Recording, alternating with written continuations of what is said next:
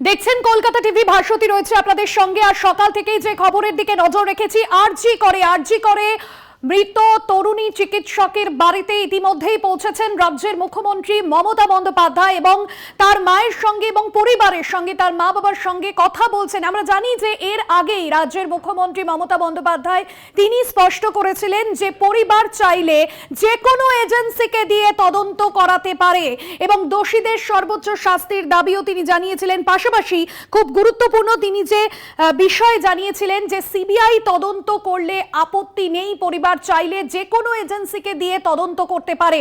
পরিবারের পাশে থাকার আশ্বাস দেন মুখ্যমন্ত্রী মমতা বন্দ্যোপাধ্যায়। পাশাপাশি ফাস্ট ট্র্যাক কোর্টে এনে দ্রুত বিচার করে দোষীদের সাজার শোনানোর জন্য কিন্তু তিনি বলেছিলেন।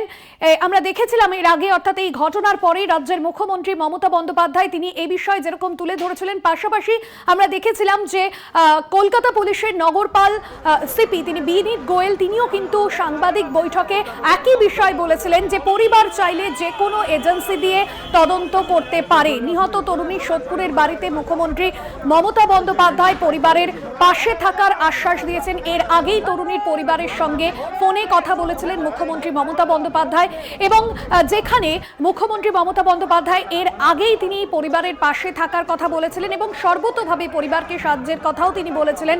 আমরা দেখেছিলাম নিহত তরুণীর মায়ের সঙ্গে এবং পরিবারের সঙ্গে মূলত ফোনে কথা বলেছিলেন মুখ্যমন্ত্রী। আজ নিহত তরুণী চিকিৎসকের বাড়িতে পৌঁছেছেন মমতা বন্দ্যোপাধ্যায়, সেই ছবি যেরকম আপনাদের সামনে তুলে ধরছি। এবং এর আগেও মুখ্যমন্ত্রী তিনি কিন্তু অবস্থান যে বিষয় তিনি স্পষ্ট করেছিলেন সংবাদ মাধ্যমে এবং যেমনটা তিনি বলেছিলেন যে রাজ্য সরকারের এই ঘটনায় কোনো কিছু লুকোনোর নেই, প্রয়োজনে অন্য কোনো সংস্থা দিয়েও তদন্ত হোক, অর্থাৎ তিনি সিবিআই তদন্ত হলেও কোনো রকম অসুবিধে নেই, এই বিষয়েও কিন্তু তিনি স্পষ্ট করেছিলেন তার বক্তব্যে। পাশাপাশি আমরা দেখেছিলাম এই ঘটনার পর সাংবাদিক বৈঠকে কলকাতা পুলিশের নগরপাল সিপি বিনীত গোয়েল তিনিও বলেছিলেন যে পরিবার চাইলে যে কোনো এজেন্সি দিয়ে তদন্ত করতে পারে। যে ঘটনা আমরা দেখেছি, যে ঘটনার রীতিমতো কিন্তু শোরগোল ফেলে দিয়েছে গোটা দেশ জুড়ে, বিভিন্ন জায়গায় আমরা দেখেছি চিকিৎসকদের তরফে এ বিষয়ে যেরকম আন্দোলন, প্রতিবাদ, প্রতিরোধ বাড়ছে, অন্যদিকে আমরা দেখেছি যে এ রাজ্যের বিভিন্ন যে সরকারি হাসপাতালগুলি, মেডিকেল কলেজ রয়েছে, সেই সমস্ত জায়গায় কিন্তু কর্মবিরতির পথে হেঁটেছেন চিকিৎসকরা। কোথাও গিয়ে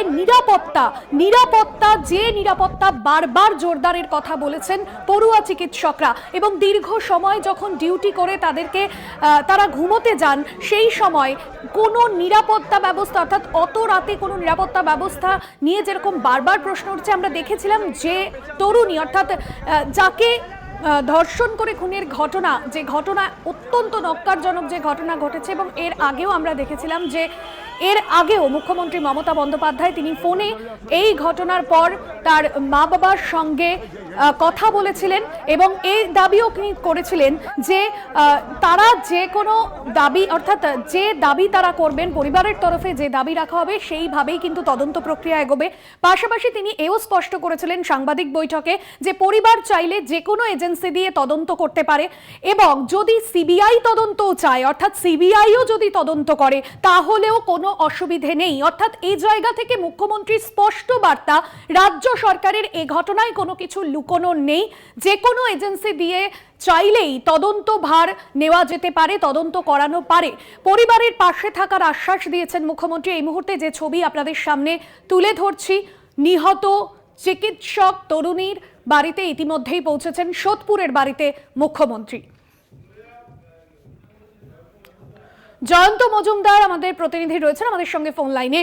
জয়ন্ত, মুখ্যমন্ত্রী মমতা বন্দ্যোপাধ্যায় এর আগেই তিনি পরিবারের সঙ্গে ফোনে কথা বলেছিলেন।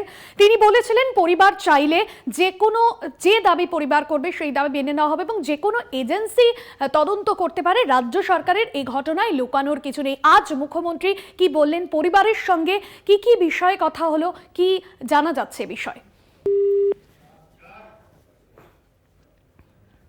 আমরা যোগাযোগ করব, তবে আপনাদের জানাবো নিহত তরুণী চিকিৎসকের বাড়িতে যান মুখ্যমন্ত্রী মমতা বন্দ্যোপাধ্যায়।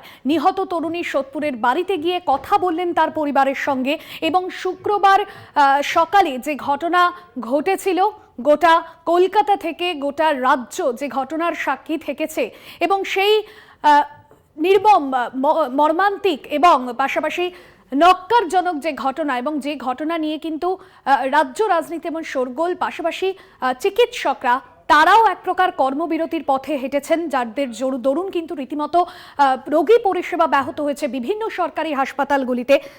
অন্যদিকে আরজি করের ঘটনা নিয়ে এর আগেই মুখ্যমন্ত্রী জানিয়েছিলেন দোষীদের কড়া শাস্তি দেওয়া হবে এবং এর পাশাপাশি নগরপাল তিনিও কিন্তু জানিয়েছিলেন যে প্রয়োজনে যে কোনো এজেন্সি দিয়ে তদন্ত করানো যেতে পারে, পরিবার যা চাইবে তাই হবে। পাশাপাশি আমরা দেখেছিলাম তৃণমূলের second in command Abhishek Bandyopadhyay তিনিও জানিয়েছিলেন যে এ ধরনের মানুষের, অর্থাৎ যে ঘৃণ্য অপরাধের সঙ্গে এই অভিযুক্ত যুক্ত, তার কিন্তু কোনো রকমভাবে এই সমাজে থাকার অধিকার নেই। দৃষ্টান্তমূলক শাস্তির দাবি জানিয়েছিলেন অভিষেক বন্দ্যোপাধ্যায়। যে ছবি আপনাদের সামনে তুলে ধরছি, একদিকে নিহত চিকিৎসকের বাড়িতে মুখ্যমন্ত্রী, অন্যদিকে যে ছবি আপনাদের সামনে তুলে ধরছি আরজি করে কর্মবিরতি। শুধু আরজি কর নয়, রাজ্যের বিভিন্ন যে চিকিৎসা কেন্দ্রগুলো, সরকারি যে চিকিৎসা কেন্দ্রগুলো রয়েছে, হাসপাতাল, মেডিকেল কলেজগুলো রয়েছে, সেখানে চিকিৎসকরা কর্মবিরতির পথে হেঁটেছেন এবং তাদের বেশ কয়েক দফা দাবি ছিল, 8 দফা দাবি মূলত তারা রেখেছিলেন এবং যেখানে তারা বলেছিলেন যে অভিযুক্তের দৃষ্টান্তমূলক শাস্তির দাবি, পাশাপাশি নিরাপত্তা সুনিশ্চিত করতে হবে এবং ডিউটি রুম তার লাগোয়া বাথরুম রাখতে হবে, এরকম একাধিক দাবি দেওয়া তারা রেখেছিলেন। এবং যেখানে সব থেকে গুরুত্বপূর্ণ একজন মহিলা চিকিৎসকের নিরাপত্তা সুনিশ্চিত করা, আর তারই দাবিতে কিন্তু তারা একটানা কর্মবিরতির পথে হেঁটেছেন এবং তাদের যে দাবি, তারা কিন্তু তাদের এই দাবিতে অবিচল, অর্থাৎ পরবর্তীতে তাদের এই দাবি দেওয়া যদি মেনে না মানা হয় তাহলে কিন্তু তারা লাগাতার কর্মবিরতির পথে হাঁটবেন এবং আগামী দিনেও এই আন্দোলন, এই অবরোধ জারি রাখার হুঁশিয়ারি দিয়েছেন তারা। একদিকে আপনাদের সামনে যে ছবি তুলে ধরছি, নিহত চিকিৎসকের বাড়িতে গিয়েছেন মুখ্যমন্ত্রী মমতা বন্দ্যোপাধ্যায়, পরিবারের পাশে থাকার আশ্বাস দিয়েছেন মুখ্যমন্ত্রী। অন্যদিকে যে ছবি আপনাদের সামনে তুলে ধরছি আরজি করে কর্মবিরতির জেরে কিন্তু যারা আসছেন, অর্থাৎ চিকিৎসা পরিষেবা থেকে অনেকেই ব্যাহত হচ্ছেন, ফিরে যেতে হচ্ছে তাদের এবং এক প্রকার কিন্তু সমস্যার মুখে পড়ছেন সাধারণ মানুষজন। নিহত চিকিৎসকের বাড়িতে মুখ্যমন্ত্রী, সোদপুরের বাড়িতে মুখ্যমন্ত্রী মমতা বন্দ্যোপাধ্যায়, এবং এর আগেও মুখ্যমন্ত্রী বলেছিলেন যে এই ঘটনায় যে কোনো দাবি যদি পরিবারের তরফে করা হয়, অর্থাৎ এই যে তদন্ত প্রক্রিয়া পরিবার যদি চায় অন্য যে কোনো এজেন্সির এই তদন্ত প্রক্রিয়া করুক তাহলে করতে পারে, কারণ রাজ্য সরকারের কোনো কিছুই লুকোনোর নেই, প্রয়োজনে অন্য কোনো সংস্থা দিয়ে তদন্ত হোক, অর্থাৎ সেক্ষেত্রে তিনি সিবিআই তদন্তও যদি হয় এই বিষয়েও কিন্তু তিনি স্পষ্ট করেছেন। আমরা দেখেছিলাম যে আরজি কর হাসপাতালে পড়ুয়া তরুণী চিকিৎসক যে ঘটনা, সেই ঘটনায় সঞ্জয় রায় নামে একজনকে সিভিক ভলেন্টিয়ারকে গ্রেফতার করে পুলিশ এবং ধৃতের বিরুদ্ধে ধর্ষণ করে খুনের মামলাও রুজু করা হয়েছে। 14 দিনের পুলিশ হেফাজতের নির্দেশ দেওয়া হয়েছে। সিসিটিভি ফুটেজ এবং হেডফোনের সূত্র ধরেই কিন্তু অভিযুক্তকে শনাক্ত করেছিল পুলিশ।